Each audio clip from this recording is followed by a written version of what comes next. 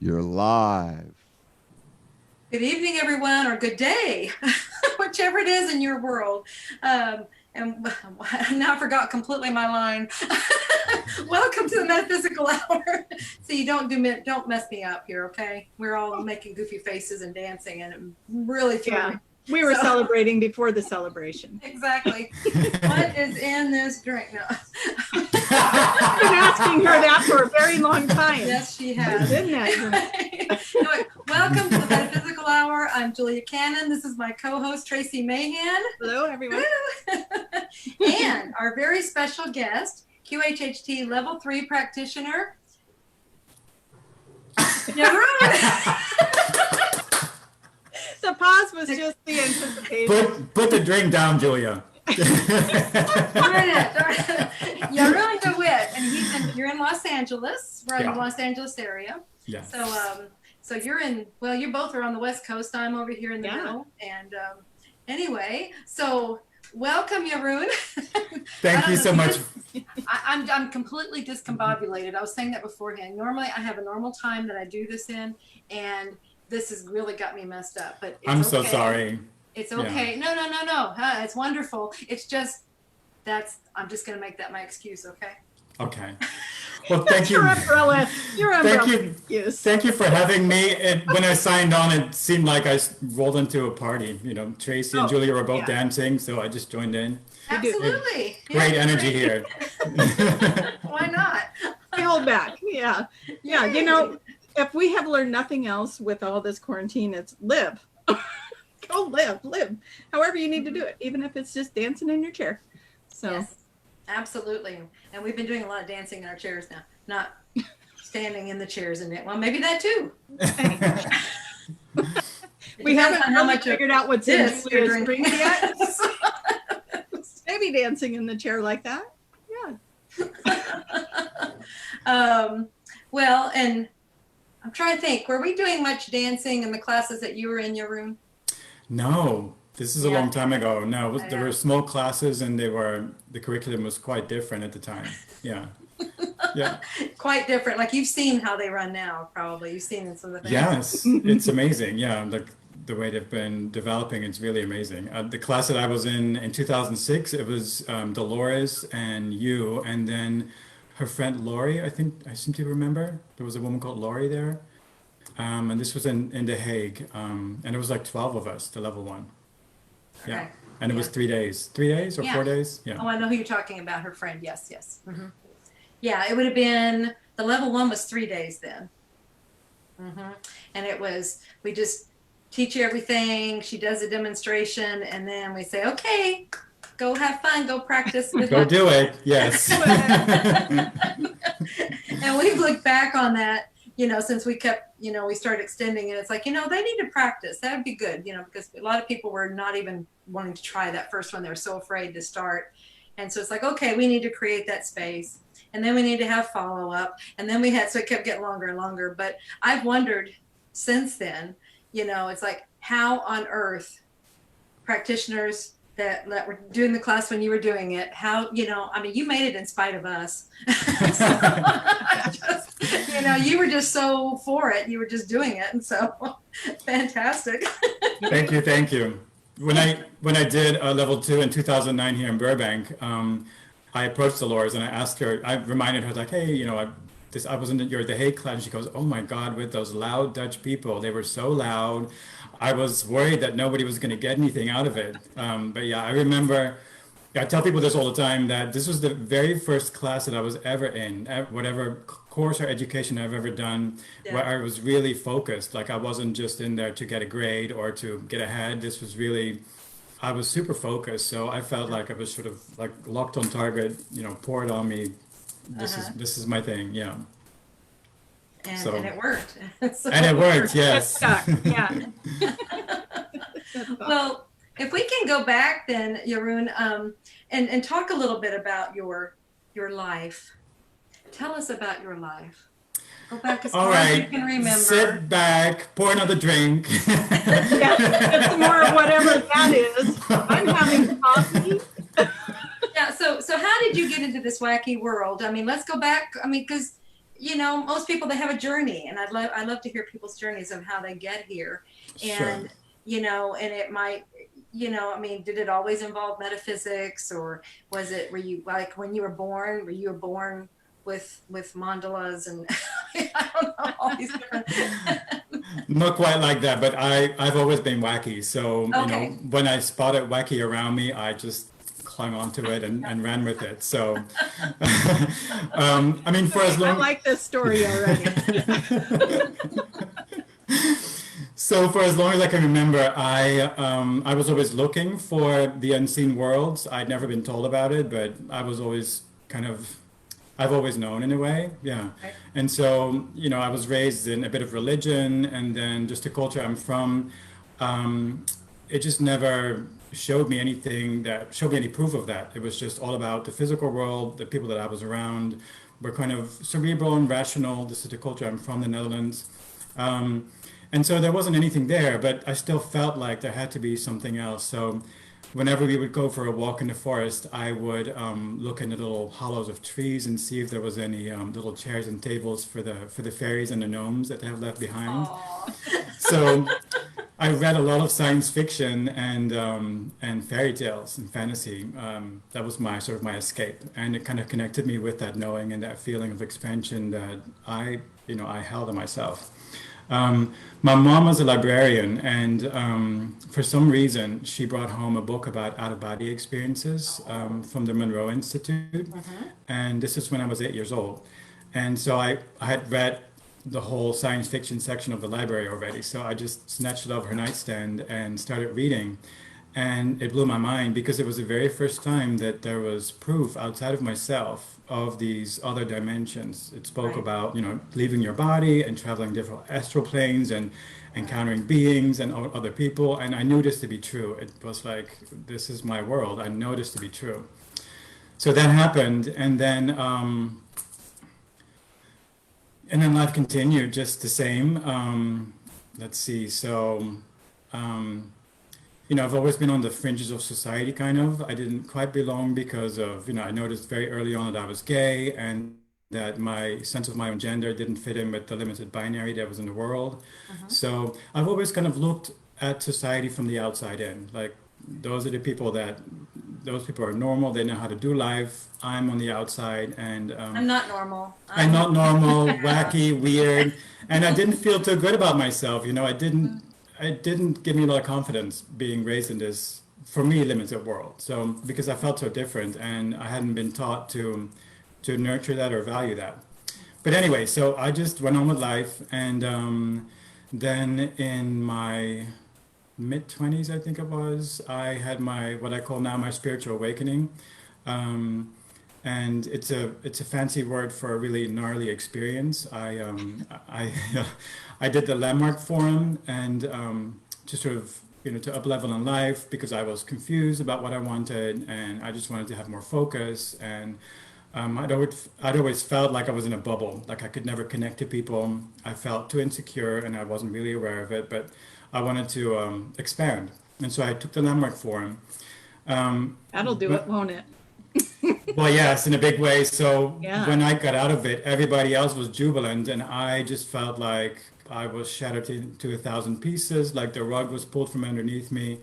And so, I thought I was going crazy. It was not a good experience at all, and they didn't have the tools to deal with people that would go through this. So what I learned later is that my circuitry came online, that I had been checked out in life until that time, and that at that time I had chosen to incarnate more fully. My energy seals were broken or came online, and I started feeling with the capacity that I'm able to feel with for the very first time. I'm not making this too long, by the way. Is this too detailed? No. Okay. I love this because so many people will relate to this. Okay, good. Okay, Yeah, good. please Okay, keep good. sharing. It's beautiful. Yes. So, and I didn't know what the hell was happening to me at the time. I just knew I felt very, very bad, very scared. And, this goes for a lot of people that, they don't know they're in a spiritual awakening, but the first experience they have is horror and feeling horrible, or something has happened. There's been a big loss. And so what do?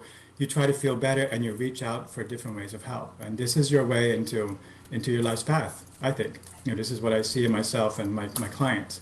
So I somehow knew that I wasn't going to go into traditional psychiatry to get help with my horrible feelings. And through a dance teacher, I was in dance school at the time, I found this holistic healer, and he diagnosed me as my energy being whacked out of my body due to the intensity of feelings that I experienced. So I was hanging on by the seventh chakra, and so he gave me homeopathic, like little pellets, and it brought me back into my body, like a level of me. Kind of grounded you back in, and yeah. And I thought, great, I'm all fixed now. This was just a fluke thing, let's get on with life. But it didn't quite go that way, because I noticed that whenever I would engage with other people, I would interact with them, and there was some kind of conflict or some insecurity would come up, that I would lift up my energy again. I would leave the body. I could not sustain myself in this world, being present with my feelings. So I started, I found bioenergetics. It's a body-oriented way of therapy where you learn to express through the body instead of through the mind. So it's not about reasoning things and analyzing, but more, kind of like what the higher self does. Like it's more of an innate experience. And that allowed me to first start feeling my feelings and learn to express them in relationship with other people. And then I found Reiki. And during Reiki, the master that I worked with, she would hold these Reiki workshops where we would work on each other. And this is the first time that I was confronted with somebody going into a past life as an experience of healing. I saw very personalized, different healing journeys of people, and I thought these to be extremely beautiful because they were so customized and so perfect for what their soul or spirit was going through at the time. So my initial need to feel better for myself, kind of what added was to it, was that I thought this healing work was really beautiful. Like I became focused on it, and this is what I wanted to do because of my own experience of empowerment through this journey, but also seeing other people go through it. So this is where I first, the very first past life that I witnessed somebody going into was a woman who went into a life as an Egyptian like magician or sorcerer who was working with, this is a long time ago, he was creating magic from draining people's bodies of their physical, like their fluids. He would do something with it, and as he died, felt very horrible what he'd done, and couldn't move on into the light, judged himself. And so we worked with releasing self-judgment. Anyway, it could be another story, but it was just a very beautiful experience of healing, and I saw the expansion happening in this woman that we worked on. So this was back in the early 2000s, and then I learned more energy healing modalities. I got a BA in art therapy, and then so I was on the path of healing myself and noticing that this is what I wanted to do in my life. This is because of the healing experiences I was having myself. I became understanding of this healing journey for other people as well, and I noticed that I started gaining wisdom or the capacity to hold space for other people to do so, to help them with it as well. And so I was at a healing practice somewhere in Amsterdam, and there were a stack of books, and I looked at this one book that was very white with this blue grayish alien head on it. And I was like, what is that? Like more wacky stuff for me. So picked it up, and it was called brother. Yes. Picked it up, and it was Custodians by Dolores Cannon. I was like, Custodians, what an odd title. What is this about? So I opened it up and then started reading the preface where she explained she's a hypnotherapist, and I was like, what the is this? This is amazing. This lady exists. This is real. I mean, this is not fiction. This is great.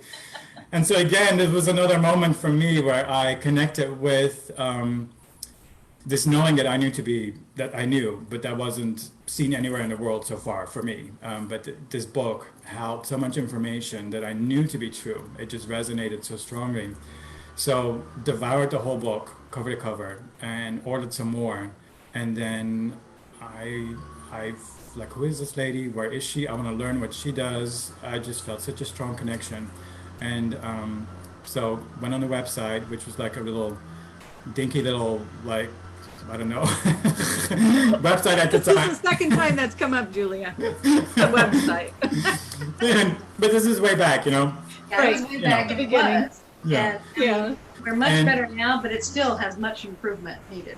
Oh, But it's improved tremendously. This is really great. It's Really easy to is now. navigate. I will say that. There's sometimes you go on websites, it's like, I don't know where I'm supposed to go. Yours is easy to navigate. But it's Yeah. funny because the early birds both say they were both. And then that website. So congratulations for getting where you are today, Julia. So I just had the gardener just came on his day off, I'm supposing, but there's some noise with the leaf blower. Is it very, You're fine. is it okay? Yeah. Okay.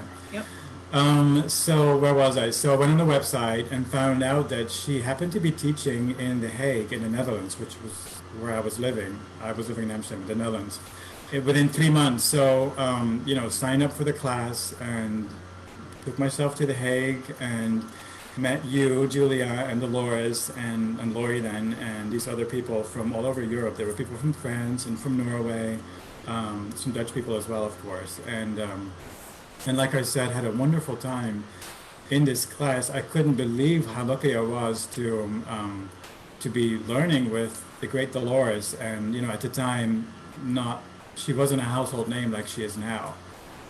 But I just thought this was just amazing, and I was just really struck by, for me, the contrast between the way she appeared. To me, she looked like a Midwestern American lady, like almost like a church lady with a little perm, so so sweet. And then she would open her mouth, and aliens and healing and galaxies and different dimensions. Like, are you for real?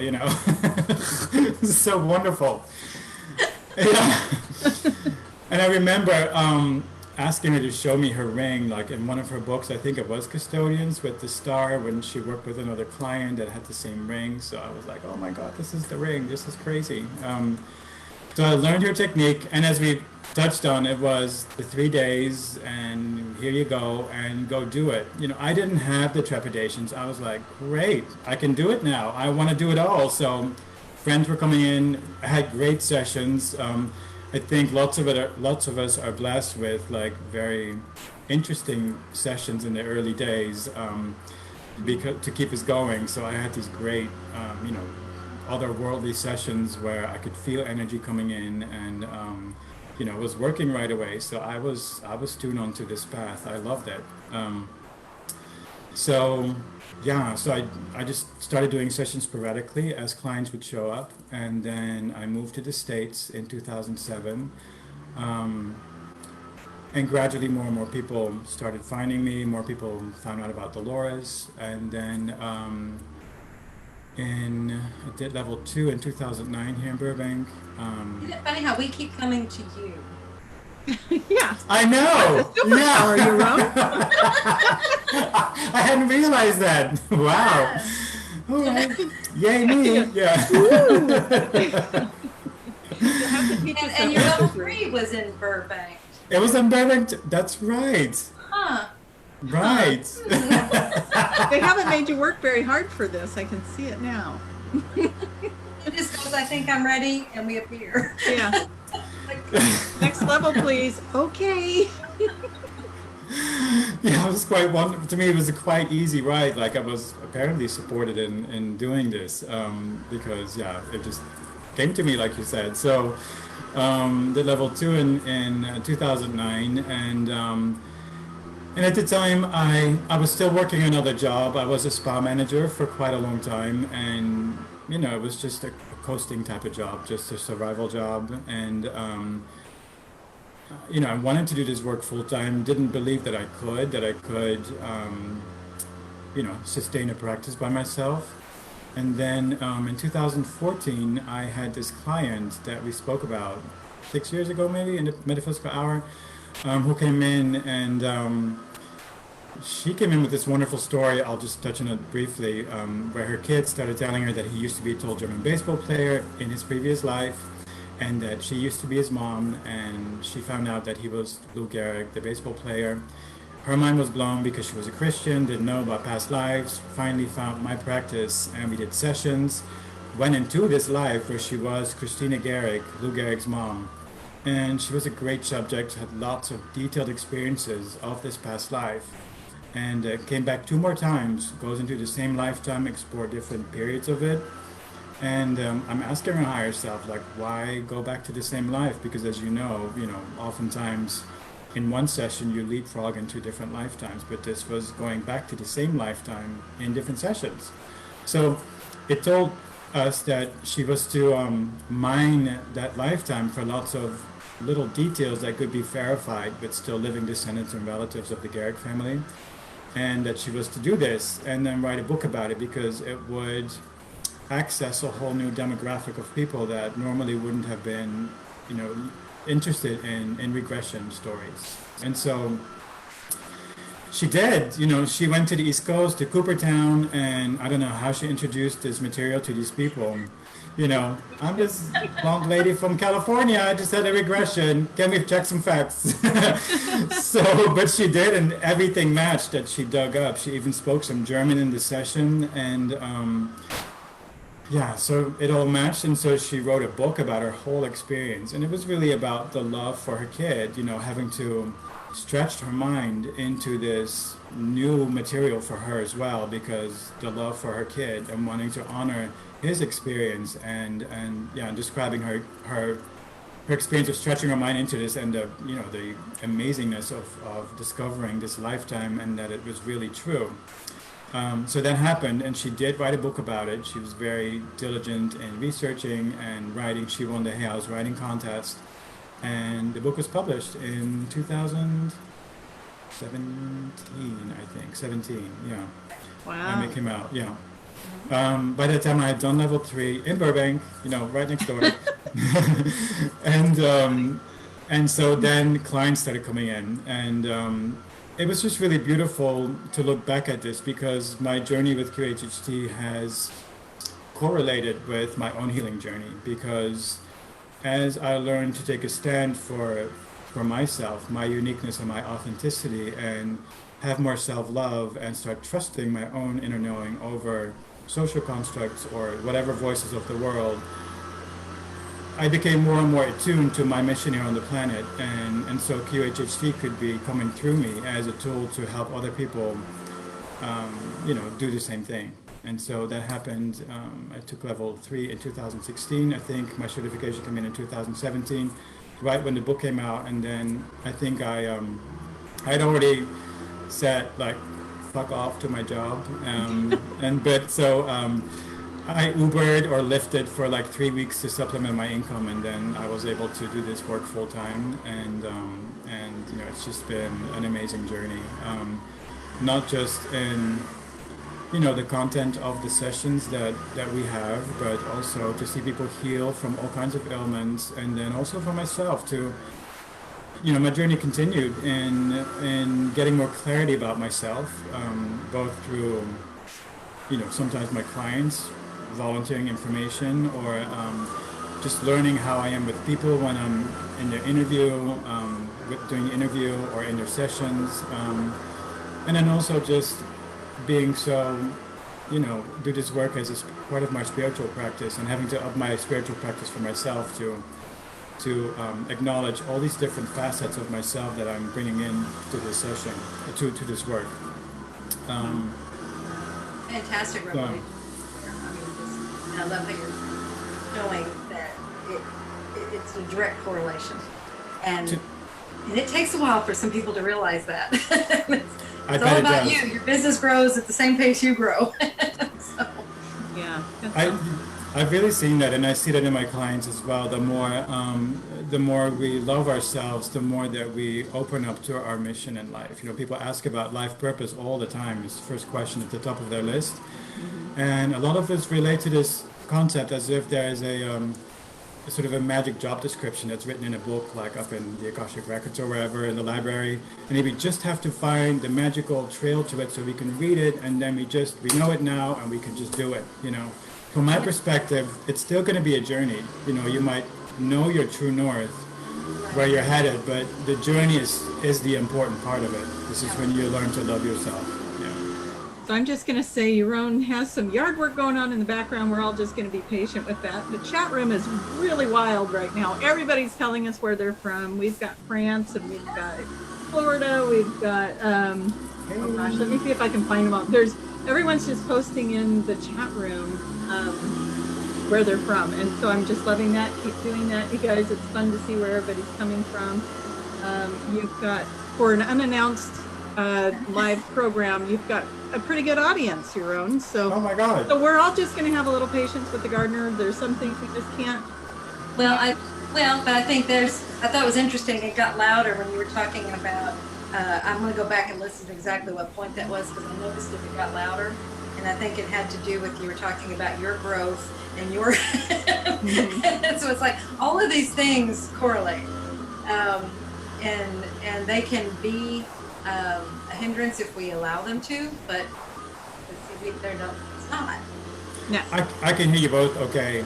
Yeah, we hear you okay too. We can hear the gardener in the background, but it's it fades into the background, right? Okay. Yeah. You get more focus as you listen to it. That's right. Yeah. This is very, very. It's a very good experience. So, oh my goodness. But yeah, I'm really excited about this. This audience just keeps climbing, and it's great. So keep talking, Jeroen. Oh, We're loving you. I was kind of at the end, like I was kind of at the here and now of it. Yeah. Oh no. The dynamic journey. I was going to ask you. Something came in. It was talking about the mirrors, and I think this is there's somebody needs this, or somebody. I mean, because this is wonderful information for practitioners, but anybody. Anybody on a spiritual journey is getting this. It doesn't have to just relate to QHHT.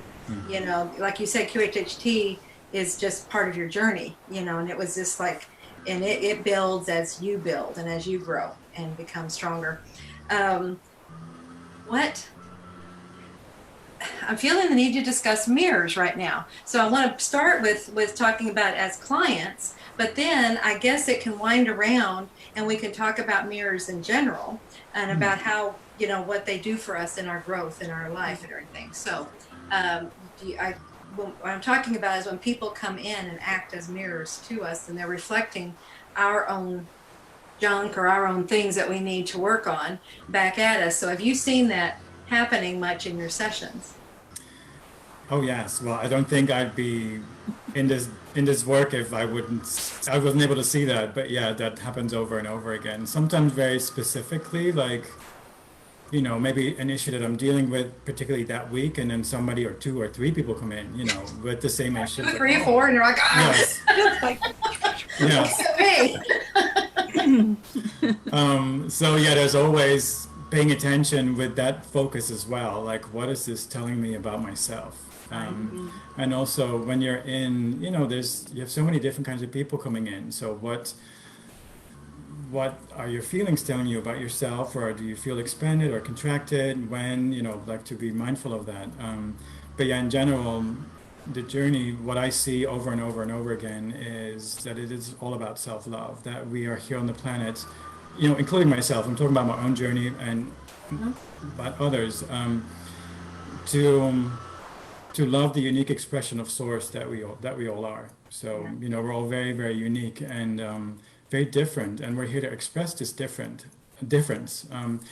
But that's not what we're raised with. We're raised with the beliefs that we need to belong or fit in or do as we're told and all that stuff. And so the journey for myself has been about, and with my clients, of course, as well, to learn to love all these parts of ourselves that we've had to orphan off or to shut down or to put in the closet. And when we do that, we regain a sense of worthiness. Our magic has a chance to come in because now we're present with our own experience instead of listening outside of ourselves.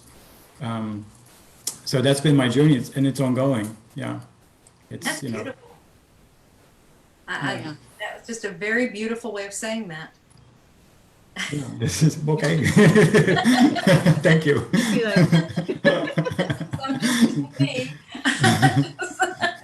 Very well spoken. And okay, somebody wants more information. Okay. Go. Of understanding how this works, how we bring people into our lives to be mirrors.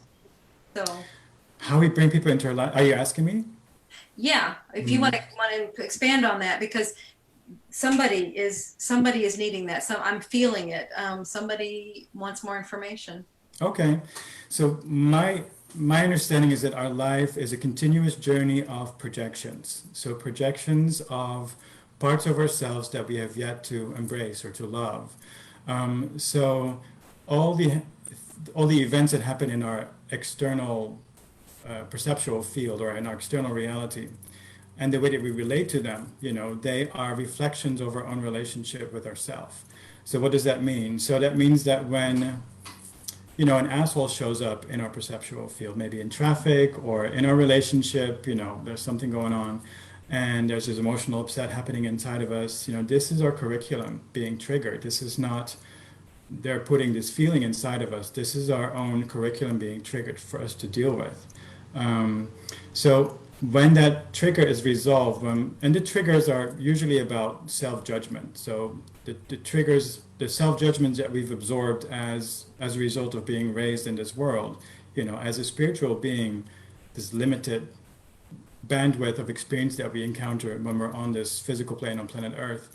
And so when we have loved that part that is pricking up its little head of like, hey, I'm here, listen to me. When we've loved that part into wholeness, then the triggers won't have to be there anymore. And instead, the vibrational resonance of our self-love shows up outside of ourselves. So this to me is the law of attraction. So it's not so much about thinking and praying and affirmations, but it's also about loving yourself and to really embrace all the aspects of ourselves, so we become a clear channel, not a fractured one, to channel source, God, creator, universe, whatever word you have for that, onto the planet, and you will have more access to your manifesting power because you're doing it as you've understood God, because you've understood yourself.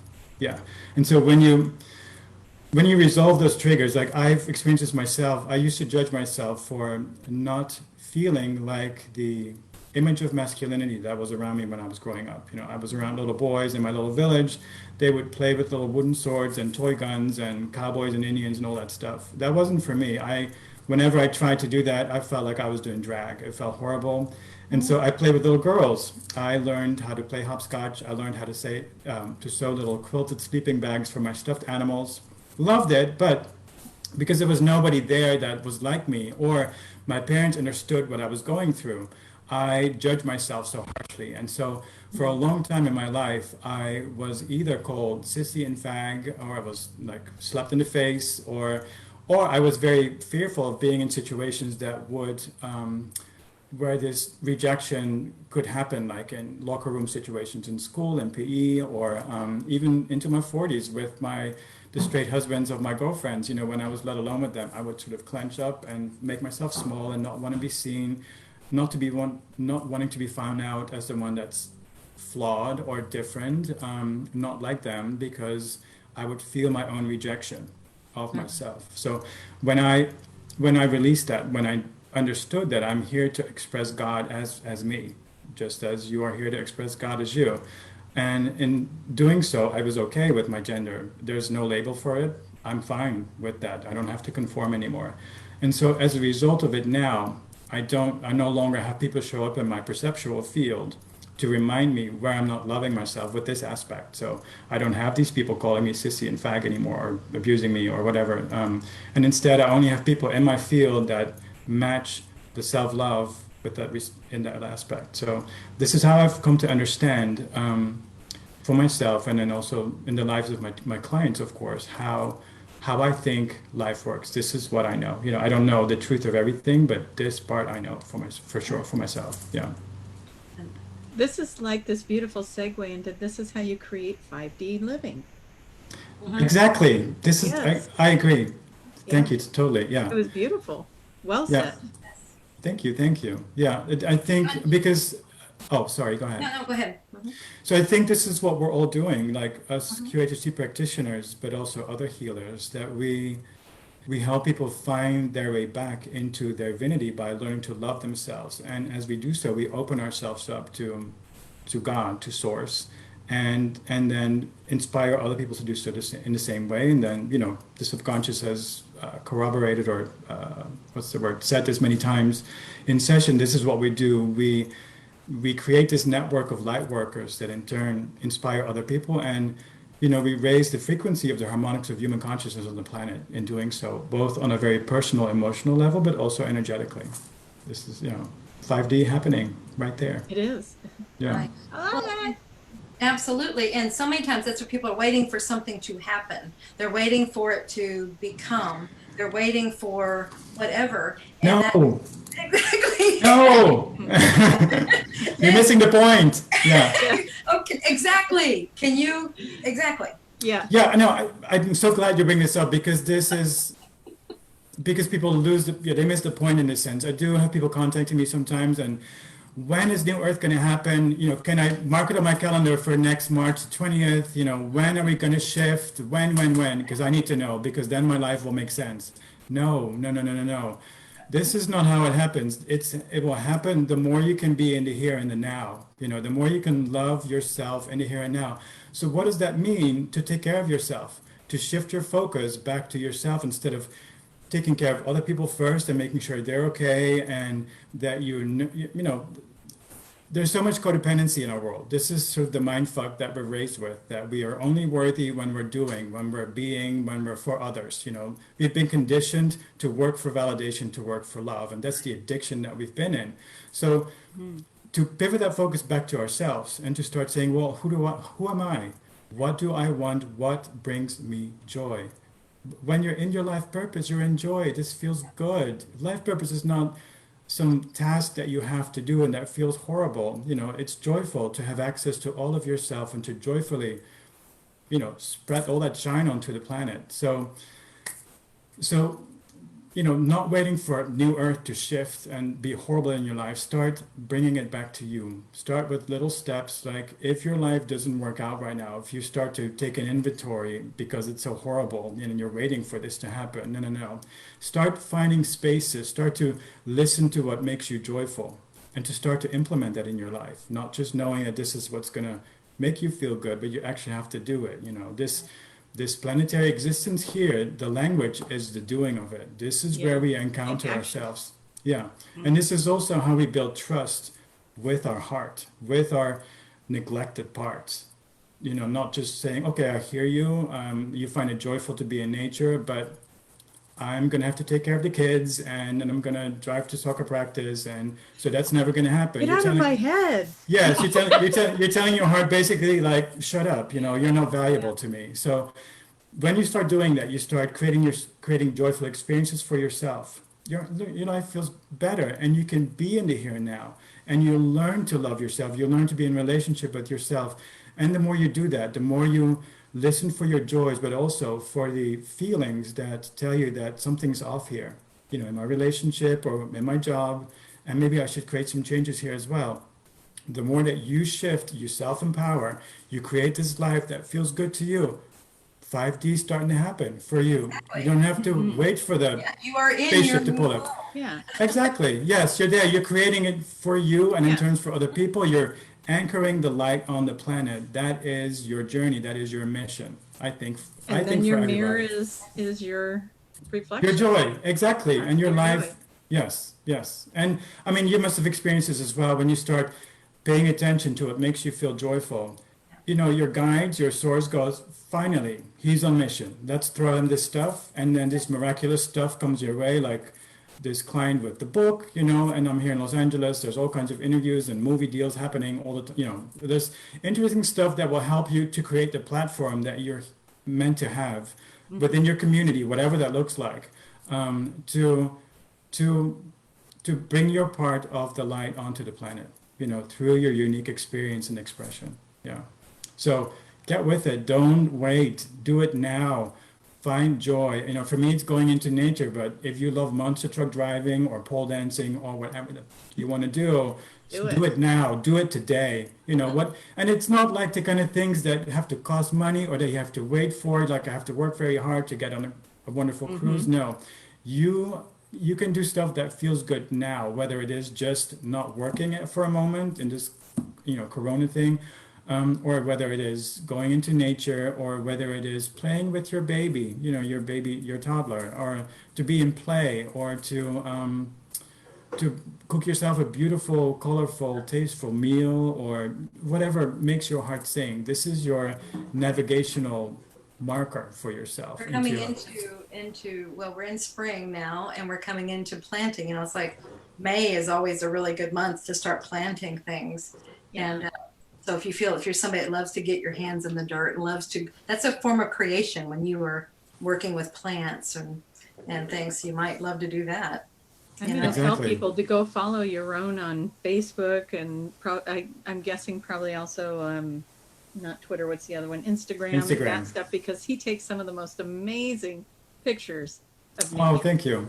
I mean, some of those sunsets or sunrises, and you just got an eye for it. And I just love coming across it because you capture the colors, and we all know, all that stuff activates us in so many ways. Even just looking at the pictures, if you can't go out there, look at his pictures. It'll take you right there. Tracie's another camera buff. She's always pictures and always I admire pictures. She would appreciate it. That's why she notices it right away. Yeah. Well, thank you. I do. I enjoy it when you post those pictures. I will just sit there. Like you had one of, I think it was a sunrise coming through the trees. Yeah. That was just beautiful. So yeah, keep doing it. Go into nature. You must happen. This is the higher self says it all the time for people. Go in nature. That's one of the things to do. That could be, it's one of the reasons we've slowed down. It's so people can get back in touch and get off those crazy wheels that everybody's on, just doing things. I've noticed that a lot lately as I drive into town or something, and even though things are opening back up, there still weren't that many cars out or doing anything. It's like people have, they kind of got off of that. Everybody was just on this track of just doing because you're supposed to be doing. Yeah. And there was no thought behind it. So I think that's calmed it down so we can think about what was doing, guilt to sit why still. we're doing it. Oh, was that Tracie? There's guilt to sit still. It's like, I need to go. I do that at home. I'll sit down and then I should go change the laundry. I should go load the dishwasher. We should ourselves. And it's society's programming and, learned behaviors coming up of you got to just keep going, going. I agree. Yeah. Now through all this, I know that things have shifted a bit during all of this as far as being able to do. I know California, they're much more stringent about you being able to do any sessions or anything. But I think, have you been able to keep doing group regressions? Because you do that quite a bit. Yeah, so those have upped quite a bit because all the venues had to close their doors, so they've really been creating online programs. So yeah, I'm doing those, and those were fun in person and fun online. Really nice. It was kind of getting used to it in the beginning, but then once you figure out like the whole mute all and mute one, or like all that, to make it work so it's not a cacophony of people talking, and use the chat box, it was so much fun. Yeah. Cool. Good. Is anything coming in about what's going on I'm trying to figure, because it's like in sessions, sometimes that will come in, you can ask questions around all these things that are happening, because otherwise we're just getting our own guidance and our own feeling about it and everything. I'm just wondering, group regressions, if you're getting anything, because usually it doesn't in that setting, but I just wonder. No, not in group regressions, but I remember the last few sessions that I did in March, I asked about it, and it was along the same lines that you just said, that this whole thing was it's part of our spiritual awakening, of course, but that it is pressing the pause button because we've been abusing Mother Earth and our own bodies, and this is for us to reconnect with our natural rhythms of our body and to start feeling them, and first to go through the PTSD and the grief of like having been in this, a natural state for so long, of having such an externalized doing type orientation to life, and now starting to reconnect with our natural rhythms through our feelings, whether it is feelings of joy, like, yay, I don't have to do anything, or in the beginning, people were going into panic and fear about this whole Corona thing. both ways to reconnect with the feelings, because it leaves us with like, well, how am I going to take care of myself? How am I going to feel better? Well, I might as well go into nature. I might as well play with my kid, or cook a nice meal, or access therapy online, or whatever it is. But just start tending to our insides instead of just being focused on our outside. This is what came up in the last few that I did before the whole lockdown happened. Yeah. I've had a lot of people start doing meditations that weren't meditating before, and self-care like that. Yeah.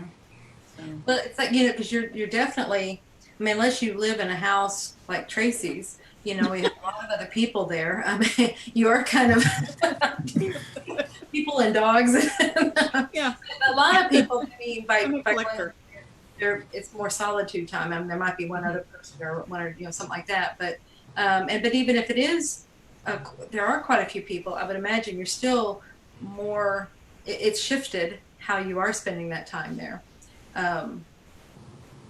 You know, in relation to each other, because I remember hearing early on, especially Tracie, when you were kind of trapped. You were trapped for a little bit. No, trapped isn't the right word. No. As soon as you got to where you were going in California, you were visiting someone. As soon as you got there, they put the lockdown on. Yeah, like So I got off the airplane and got in her car, and she goes, "Did you see the text?" I said, "What?" Oh no.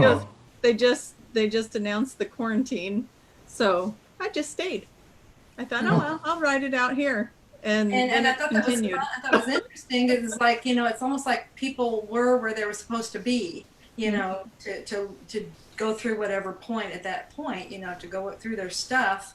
It was just interesting. I know I'm not saying it right, but it's like, you know, we have, somebody said, if you're alone, you're supposed to be alone. If you're with other people, you're supposed to be with other people. It's that kind of a thing, you know. It's like, this is what you had set up for yourself to work through this. And I think you said that very well. okay, it finally came. So interesting. Okay, so I know you talked about this one client. Any other clients? Because I mean, look at the healing that happened there. I mean, all the beautiful revelations and work that's happening in that person's life. You know, the Lugaric situation and everything. The other thing I was getting when you were talking about that was the contracts that were made on the other side before coming in. It's like, okay, we're going to use this. We're going to do this and come back in together so we can use this to help wake people up. So, I mean, isn't that cool? So cool. Yeah. I love finding out about it, and especially when people come in with like difficult and horrible experiences and then find out that it was contractual, and they see the kind of learning that was coming out of this. You know, as you know, I've had my own horrible experiences in life, and now experiencing the healing that came out of that. It is really beautiful in the end. Like it is, you know, on earth, it's got the light and the dark, the good and the bad, the joyful and the difficult, but it's all here to support us as souls, learning what we came here to learn, to expand through all of it. You know, how many times have you been with a client that has had, like, I don't know, for some reason, mostly the people that identify, or they get identified in their sessions as from the angelic realm, and they come in as they might not have done a lot of earth lives, and they fast track it. You know, they come in with the most dysfunctional families, the most horrible abuse you can even remember, and they come to your session like, what the hell? Like, why am I going through all of this? And then the higher self says, we told her, you know, it's going to be a little rough, but she wanted this because she wanted to learn what it's like to be on planet Earth, to be a human being, so she could be relatable and she could crack open and help other people to heal from all this stuff. Yeah, so it's all contractual, like you said. And what a revelation, you know. And I mean, when they realize that, oh, I asked for it.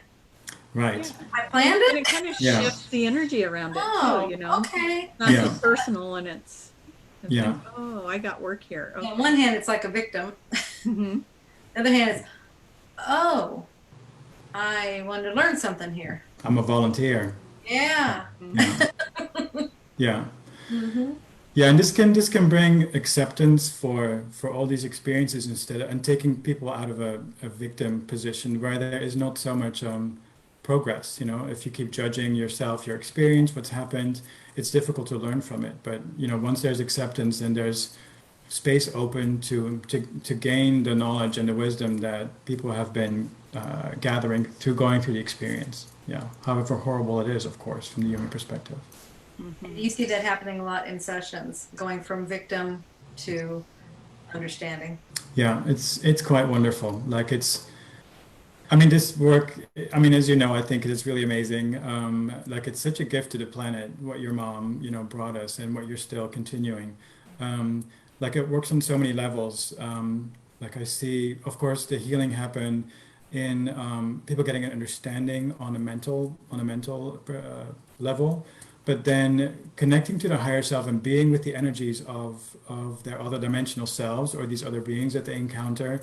That in itself shifts and moves things out of the way. It heals things, but also sometimes the healing happens in ways that you're not even aware of and you won't find out until after. Like I remember having sessions with extremely people that were so analytical that their conscious mind was constantly fighting the whole experience and coming out of it thinking, oh my God, like, did this do anything? And then I remember this one guy who I met a week later, and his whole demeanor had changed. Like, instead of being closed down, he was warm and jovial. And I asked him, the first thing I asked him was like, what's going on with you today? Are you on drugs? Because we're in LA, So, but but he said, no, this is what happened after this session. I don't know what happened. Like, I just became more accessible and warm and neither one of us knew this was going to happen. His higher self didn't have a chance to tell us. It didn't tell us. And this happens all the time where people, after their session, there's additional benefits to it that we might not be aware of, that either their life shifts around in a very profound way, in a positive way, or more stuff starts healing, or their perception changes, like I just try to illustrate. Yeah, it's quite amazing. And okay, I'm feeling like, because this is asked all the time from clients and practitioners alike, well, a lot of clients, they'll call the office and it's like, oh, my session didn't work, it didn't, whatever, we didn't get here, it wasn't successful. I mean, we have a lot of practitioners, new practitioners saying that too. It just didn't work. Have you had any of that in your mind? Like, I think that was one of them that you were just talking about. It was like, I don't know what happened here. I don't know if it happened. I don't know if it worked. But then later they come back and. Sure. I mean, it's understandable that people have these expectations. In my perception, healing always happens. Is it always the healing that our conscious mind thinks we need at this moment? So we come in with a little checklist and do this, and do this. Like, we're going to tell the higher self, I want this done right now. You're never there for me today in the session. We're going to have the magic communication. Now you do this for me. No, it doesn't always work like that, because it's quite the opposite. In a session, we give the floor to the higher self to let it inform us what has been telling the person all along, or trying to tell them.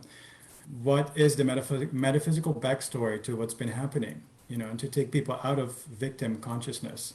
And when the lessons are understood, and or for whatever reason, healing can be given, it will be done. This is not always done because it's not always in the best interest to the client's path at that moment. Or it might be, like, I've had people come in with like pages and pages of questions, and they were all about, when is the new Earth, when planet Lyra and Vega, and like expanded stuff, and through the interview. Nothing about them personally. Exactly. And through the interview, you can get the feeling already that, this is probably not going to, they're probably not going to get those answers because they don't even have access to their emotions, for instance. You ask them questions and you kind of get an image of who they are in their life. And then, and oftentimes, well, not often, but sometimes in their session, the higher self says, rubbish, we're going to work on self-love. They don't need all that bullshit. This is not for them.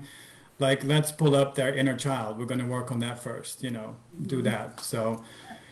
So going back to the healing, like I think healing always happens. This is good for beginning practitioners to know, because I in the beginning as well thought, well, I suck at this, like people come in and they don't go, under, they don't zonk out completely and then they walk off, and not always do they get the healing.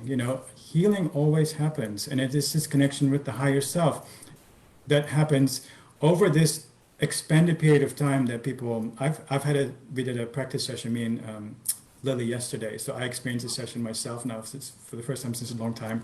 I couldn't believe how wonderfully, like, it felt like me at the same time, but also like, wow, the stuff that coming in, like, where does that come from? Yeah. It's like such an expanded you. Yes, yes. It knows so much. It knows everything. Yeah. So, and it always I think it always heals what is meant to heal, whether it is sometimes even in the interview, that it was all about the interview, to have somebody tell their story, or or in a session maybe to get an awareness of the spaces where they have been not loving themselves, or that it's not about finding out when the new earth is starting to happen, but it's about creating joy and healing, or space in their life for themselves right now. So yeah, I really think that healing always happens. Will it always happen according to conditions and the narrow-mindedness of our conscious mind? No, it doesn't work that way always. Yeah. No, and I'm glad. What I love about this is I just had this conversation this morning. So yeah, fantastic. Yeah, so it must be something that's out there that needs to be talked about, and so this is wonderful. And sorry, I didn't mean to cut you off. No problem. I was just thinking, because that was a message that I got. Like, I'm trying to think when it was. It was earlier on, because it was when I was working with Mom, and people would keep asking that in class, something about the teaching, about the healing, and they came through and they're like, healing always happens. It may not look like what you expect it to look like, or it's over here and it's got to wait for you to get to it. It always happens though. And sometimes it happens on the more not so tangible planes of our being, more subtle. And it, once we figure out that there's something wrong with our life, or we think there's something wrong, we want to find the magic button or the switch to make it all okay. This is not how it happened. Our life is a journey. So when you go into a healing path, you start asking for more for yourself. Then, it's not going to be over with just one session of this or of that. You're still going to have your life where you're going to learn more and more and more. You're going to have the experiences that will initiate this for you. So yes, healing always happens, but your life continues, and you will have more healing experiences on top of that. Yeah. Mm-hmm. Absolutely. Oh, this is great. Before I lose track of this or anything, how can people find you, Jeroen? Let's just make sure they can find you if they want to. Oh, thank you. So I can be best found through Instagram. It has all my information. So my Instagram handle is my first name, which is a little tricky because I'm from the Netherlands, but it's spelled Jeroen. And then my affirmation is love. So Jeroen is love on Instagram, but also my website, which is my first name followed by QHHT, JeroenQHHT.com. Perfect. That's where you can find me. Simple. You can also go to that QHHTofficial.com, go to practitioners and find him there if you lost track of what he just said. So you go to the level 3 practitioners, they're all on one page. Mm-hmm. You'll find them there. And if you're not in LA, you can find somebody local to you. There's so many practitioners now that are being trained that you might be able to find somebody that's closer to you as well. Yes. Yeah. Yes, absolutely. Okay, Tracie, they say that you have something to ask. I do. Yes. Okay. I love getting put on the spot. So what am I asking? Am I asking? Usually she does it to me. So. Yeah, I do. It's a payback. Okay, so who am I asking this divine question? Of Jeroen. Oh, okay. Oh, let me see. Let's see what comes in for that. Are you nervous? Because I am. I don't know what comes in for these things. Okay. How do people open their hearts to receive this healing? There needs to be willingness, I think, to do so. How do people open their hearts? Unfortunately, it usually happens through gnarly experiences, spiritual awakenings that allow people to start feeling their heart, whether it's fracturedness or it's brokenness. Um, That's such a good point, because that's the whole thing. If you're asking how do I open my heart, that means you're not in touch with your heart. That, and then, like you said, and many times the best way to feel what the heart feels is usually heartbreak. It's something that really hits to bring it. to bring your attention to it, yes. But it's probably not the only way. You No. can, if there's just willingness, if there's awareness that this can be done, that you open your heart. I mean, yeah, you can probably ask your higher self in your QHHT session, like this happens quite a bit where, we're talking to an angel or the higher self comes in, we're going to clear the heart and open it, wash away all the debris that's been accumulating there.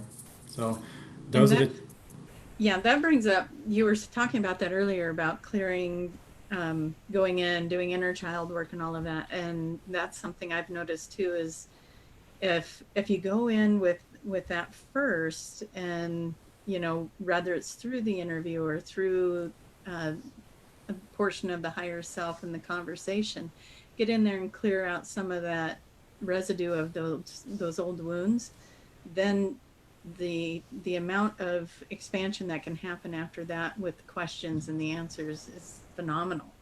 So wow, yeah, yeah. the willingness to go to that heart space and be really honest, raw and honest, and that can be scary. So it's good to have that practitioner that you trust and build that.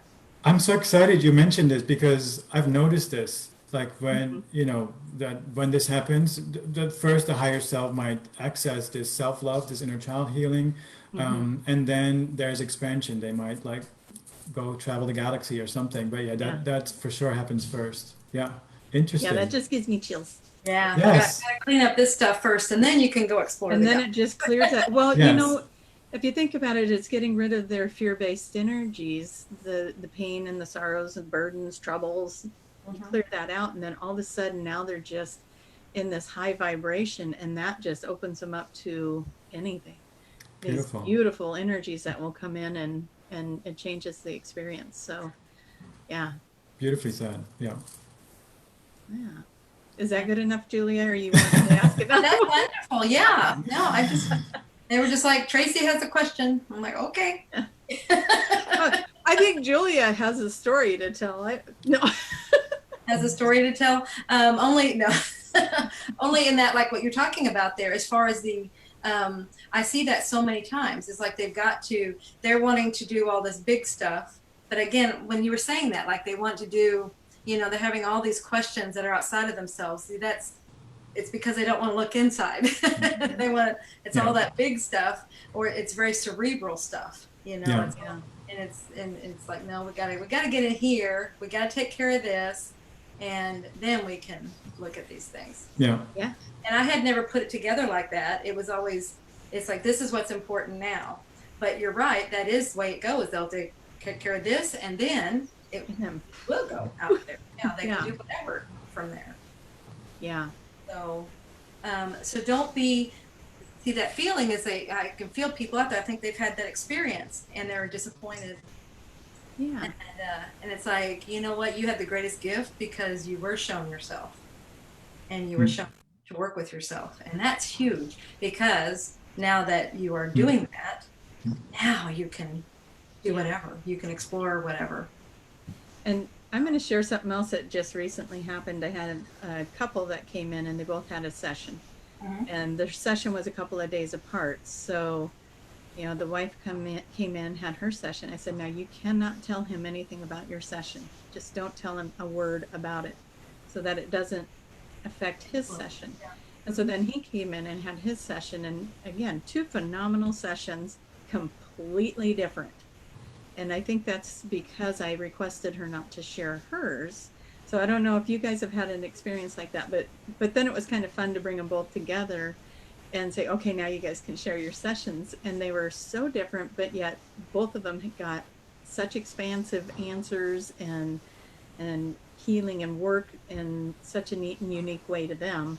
And the one didn't go in going, okay, well, this happened in my wife's session, so I'm looking for this in my session.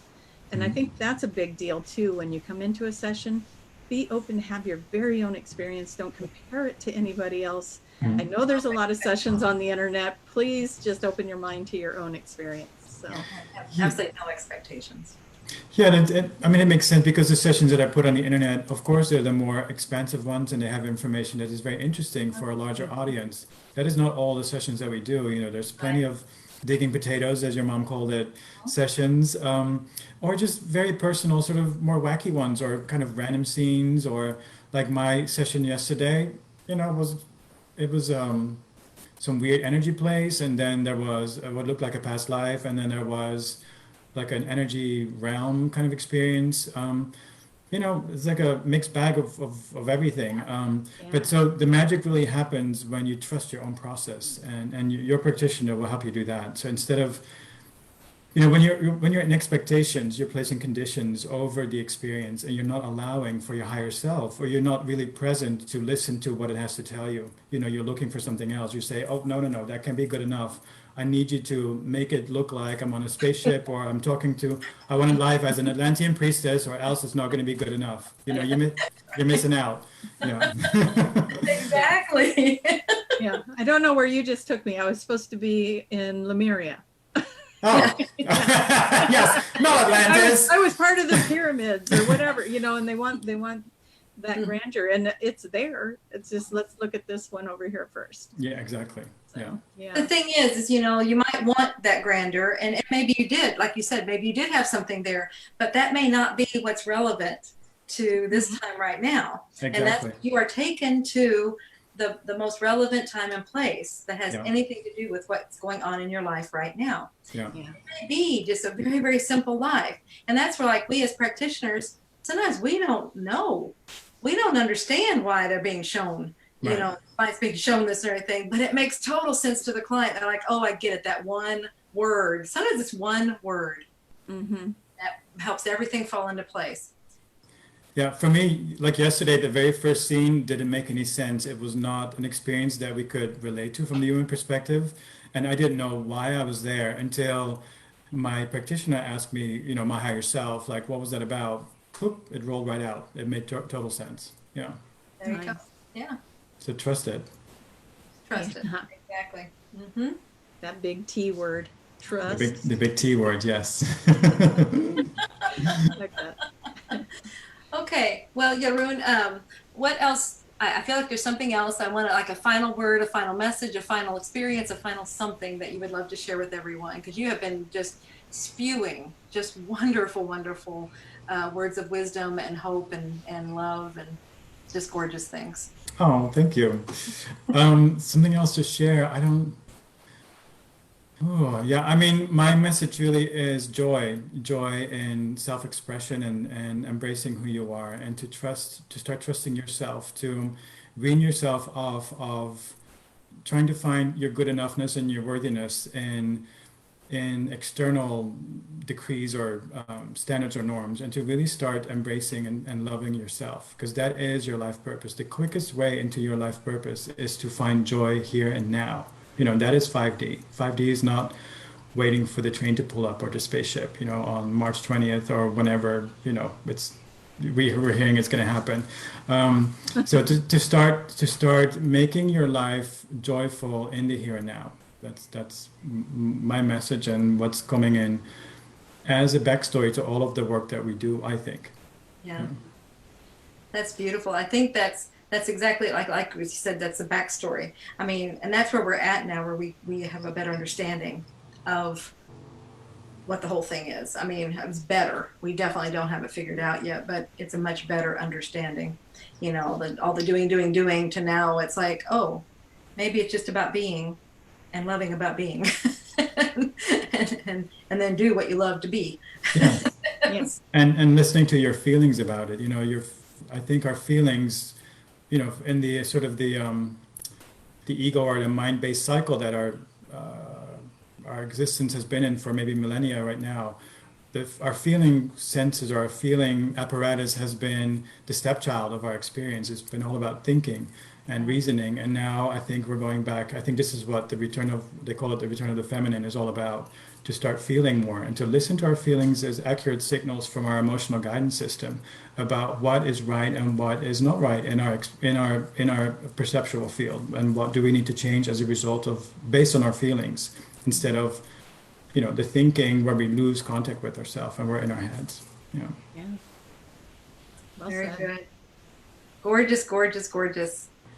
Thank you so much, Jeroen. Thank you too. It was so lovely connecting with both of you. Yeah. I love the energy. Thank you so much for Yeah, being it's always here. a good energy. Tracie, always wonderful. Like I said, Tracie's kind of like the man behind the curtains, and she's back there doing all her wizardy things and making sure that we get out there. And throws in questions when she can. She's very multitask oriented, so. Yeah, and watching the chat, which, by the way, this is my job. Jeroen, make sure you get to BBS Radio and look at the chat in there and get over to the Dolores Cannon, official Dolores Cannon page. I posted it in there as well as we went live, and you got lots of comments in there to feel through. And there may be some in QHHT because Summer was going to post it over there as well. So awesome. Yeah. Okay. So, yeah, you got Thank some you. work ahead of you now. Now you got to go play with the questions and comments and Okay. see where everybody was from. Everybody was posting where they were from. So that was cool. wonderful. Thank you, everyone, for being here. This is wonderful, and for joining us. Thanks for listening, and thank you both for the work that you do in this world. Thank you. Thank you, Jeroen. Okay. Bye, everybody. Bye. Bye.